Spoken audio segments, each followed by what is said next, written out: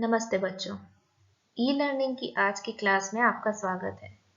आज हम पढ़ने वाले हैं निकुंज हिंदी पाठमाला का पाठ 6 अनमोल दोहे, जिसमें पहले दो दोहे संत तिरुवल्लुवर के हैं, जिन्होंने मुख्य रूप से अपनी रचना एक तमिल में की है, किंतु यहाँ उसका हिंदी अनुवाद दिया हुआ है।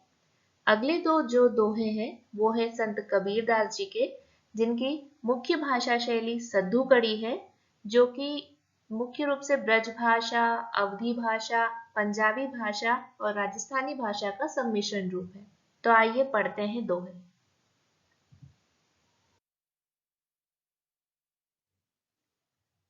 पहले दोहे के बारे में हम जान लेते हैं कि दोहे होता क्या है।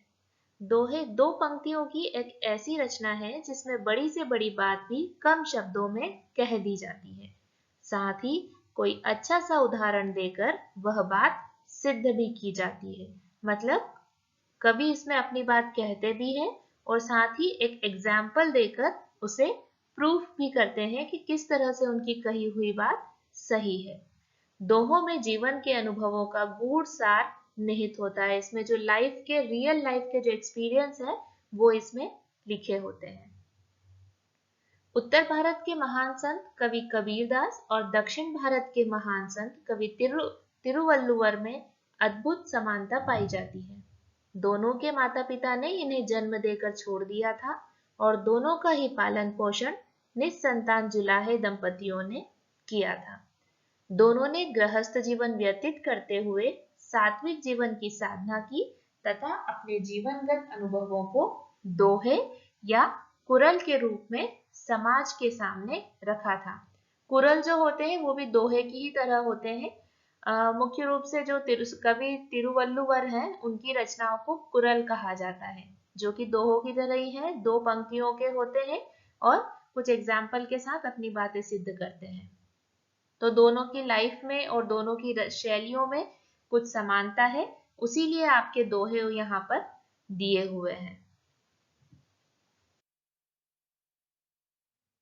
आइए पढ़ते हैं पहले संत तिरुवल्लुवर के कुछ कुरुल या दोहे, जो कि हिंदी अनुवाद किया हुआ उनकी पुस्तक का कुछ अंश है। पहला है, उपकारी नहीं चाहते पाना प्रत्युपकार, बादल को बदला भला क्या देता संसार। उपकारी मतलब जो दूसरों पर उपकार करते हैं, चैरिटी करते हैं, दूसरों की मदद करते हैं, वो कभी भी प्रत्युपकार, प्रत्युपकार का देखिए संधि विच्छेद करके देखिए, प्रति धन उपकार मतलब उस उपकार के बदले में कुछ नहीं चाहना। उपकारी जो होते हैं, जो सच्चे हृदय से चैरिटी करते हैं, सच्चे हृदय से दूसरों की मदद करते हैं, वो उसके बदले में कभी दूसरों से कुछ नहीं चाहते। जैसे कि बादल को बदला भला क्या देता संसार। बादल जो है अनेक बड़े बड़े समुद्रों से और तालाबों से, नदियों से पानी इकट्ठा करता है और वो पानी हम सभी को वर्षा के रूप में दोबारा प्रदान करता है। तो उस बादल को तो हम कुछ भी नहीं दे सकते, है ना। और उसी बादल का जो पानी है उसी से मानव, पशु पक्षी और पेड़ पौधों सभी को जल, जीवन और भोजन मिलता है। लेकिन बादल कभी उसका बदला हमसे नहीं लेते हैं या हम उसके बदले में उन्हें कुछ लौटा नहीं सकते हैं। इसीलिए उपकार ऐसे करने चाहिए कि उनके बदले में हम कोई अपेक्षा ना रखें। अगला दोहा देखते हैं। दान पुण्य तप कर्म भी करते हैं जो लोग, उनसे बढ़ है हृदय से सच बोले जो लोग।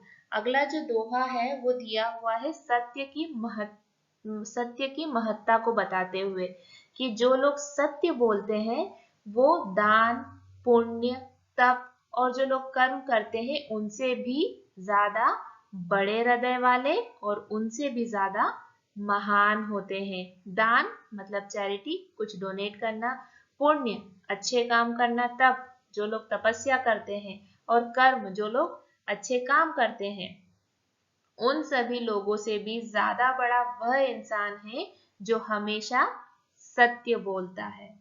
तो सत्य बोलने वाले को इन सभी लोगों से ऊपर रखा गया है तिरुवल्लुवर जी के इस दोहे में।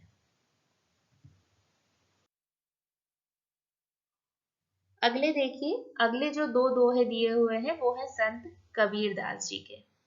मैंने आपको पहले ही बताया इनकी भाषा शैली हिंदी से मिलती जुलती है। काल करे सो आज कर, आज करे सो अब, पल में परलय होएगी, बहुरी करेगा कब। काल, यहाँ पे कल को काल कहा गया है, ठीक है, जो टुमारो आने वाला जो कल है। काल करे सो आज कर, जो काम तुम्हें कल करने की सोच रहे हो आने वाले कल में, उसे आज करो। आज करे सो अब, जो काम तुमने सोचा है कि मैं आज करूंगा या करूंगी, उसे आप अभी करो। पल में परलय होएगी, पल पल में कैसे परिवर्तित होता है, कैसा क्या सिचुएशन, क्या स्थितियां बदल सकती हैं, हम उसका अंदाजा पहले से नहीं लगा सकते। तो बहुरी करेगा कब, तो अगर आप अपने काम समय पर पूरे नहीं करोगे और उसको आगे के लिए टालते जाओगे तो वो काम आपका कभी पूरा नहीं होगा, उस काम को आप कभी नहीं कर पाओगे। यहाँ पर कबीरदास जी ने समय की महत्ता को बताते हुए कहा है कि जो काम कल पे छोड़ा है उसे आज करो, जो आज पे छोड़ा है उसे अभी पूरा करो, क्योंकि काम को कल के लिए टाल देने से हमें लापरवाही की आदत पड़ जाती है और फिर कल परिस्थितियां कैसी हो क्या पता वह कार्य हो भी पाएगा हमसे या नहीं हो पाएगा। इसलिए कार्य को तत्काल मतलब इमीडिएटली कार्य को पूरा करना चाहिए। अगला दोहा देखते हैं। ऐसी बानी बोलिए, मन का आपा खोए, औरन को शीतल करे, आपहु शीतल होए।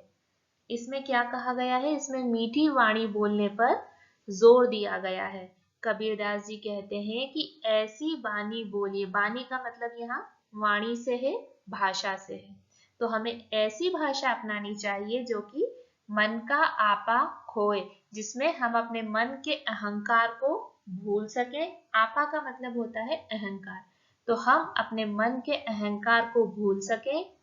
औरन को शीतल करे, शीतल मतलब शीतल, ठंडा, कूल, जो कि औरन मतलब दूसरों को तो ठंडा करे ही करे, आपहु शीतल होए, और खुद भी शीतलता को प्राप्त हो। मतलब यहाँ कुछ मानकों का कुछ एग्जाम्पल्स देके बताया है कि आप ऐसी भाषा का प्रयोग कीजिए जिससे कि आपका अहंकार खत्म हो जाए, जो कि दूसरों को तो मीठी लगे ही लगे और आपको भी वो वाणी सुनने में अच्छी लगे। तो मीठी वाणी बोलने से दूसरों को तो हमसे अपनापन और तसल्ली मिलेगी ही मिलेगी और हमें खुद भी सुख का अनुभव होगा। यही इस दोहे का मुख्य अर्थ है। तो बच्चों, हमने ये जो दोहे पढ़े जिसमें संत तिरुवल्लुवर जी के दोहे और संत कबीरदास जी के दोहे थे, अब इनसे हमें क्या नैतिक मूल्य, क्या शिक्षाएं हमें सीखने को मिलती है। सबसे पहले समाज में सत्य, अहिंसा, प्रेम, करुणा और परोपकार जैसे सद्गुणों का विकास करना ही संत तिरुवल्लुवर जी के दोहों का मूल भाव था उनका।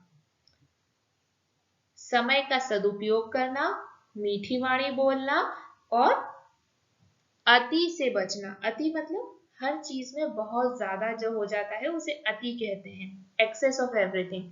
सो समय का सदुपयोग करना, मीठी वाणी बोलना और अति से बचना, यही शिक्षा देना कबीरदास जी के दोहों का मूल मंत्र था। तो बच्चों, अभी हमने पढ़े कबीरदास जी और संत तिरुवल्लुवर जी के अनमोल दोहे। निकुंज हिंदी पाठमाला के अन्य पाठ के अगर वीडियो आपको देखने हैं तो आप प्लीज, मैंने यहाँ जो ऊपर लिंक किए हुए हैं प्लेलिस्ट, आप उसमें से देख सकते हैं। यहीं पर मैं आपको व्याकरण के भी कुछ अन्य विषयों की प्लेलिस्ट ऐड कर दूंगी। इसके पिछला वाला जो पाठ है उसका भी मैं वीडियो यहाँ लिंक कर दूंगी। और अगर इसके अलावा भी आप कोई वीडियो देखना चाहते हैं तो प्लीज कमेंट बॉक्स में लिखकर जरूर दीजिएगा। धन्यवाद।